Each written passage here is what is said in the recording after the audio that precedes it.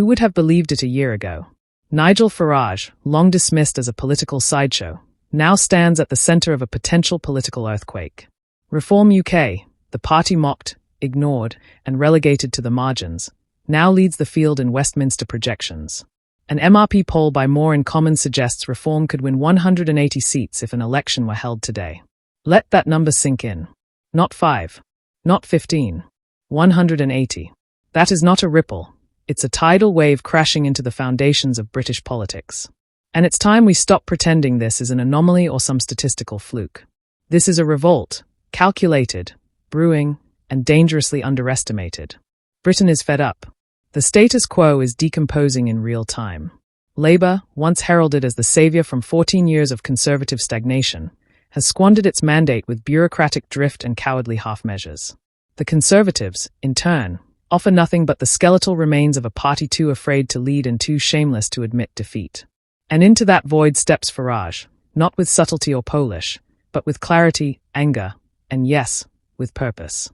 The establishment scoffs, but the people are listening. The political class refuses to learn. The 2016 Brexit vote was not a glitch, it was a warning shot. Voters demanded sovereignty, accountability, and control over their borders. Instead, they got a political elite that patted them on the head, promised compromise, and then tiptoed around every issue that mattered. What Reform understands, and what the mainstream parties still cannot, is that voters are not looking for moderation.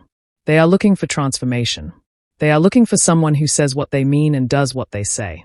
Farage may be controversial, but he is consistent. And in a political landscape riddled with duplicity, that matters. Look at Labour. A year ago, they won a landslide. Today, they are polling neck and neck with a party that didn't even exist in this form 2 years ago. That's not just decline, that's collapse. Why? Because Keir Starmer's Labour is trying to be all things to all people and, in doing so, has become nothing to anyone. The working class that once bled red now feels abandoned. From the Welsh valleys to the northeast, Reform is sweeping up voters who once formed the beating heart of Labour's base. And Starmer has no answers. His government's tax-raising budget alienated Middle Britain, while his timidity on immigration, crime, and cultural issues infuriated everyone else. Reform didn't create this vacuum. They just had the guts to fill it. And what about the Conservatives?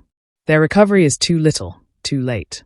Kemi Badenoch is more articulate than her predecessors, but words don't erase 14 years of broken promises, austerity fatigue, and internal chaos. The party's flirtation with Faragism was always superficial, more about chasing votes than conviction. Voters know the difference.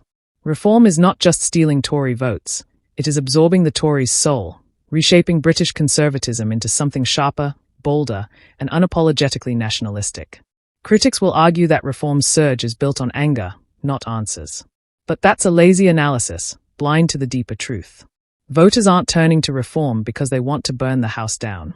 They are turning to Reform because the roof is already leaking, the walls are crumbling, and the people who promised to fix it have been wallpapering over the cracks for decades. Reform offers radical change because the status quo is radically broken. Whether or not you like Farage is irrelevant. His message is resonating.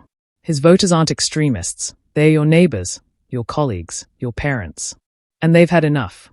The political and media establishments have a choice to make. They can continue their sneering condescension, dismiss Reform as a passing storm, and double down on the same failed policies that birthed this movement. Or they can wake up and realize that British politics is being rewritten in real time. Because if a party with just 5 MPs a year ago is now the projected largest party in the House of Commons, then this isn't a fluke, it's a reckoning. This MRP poll might not predict the final outcome of the next general election, but it captures something far more important, the mood of the nation. And that mood is insurrectionary.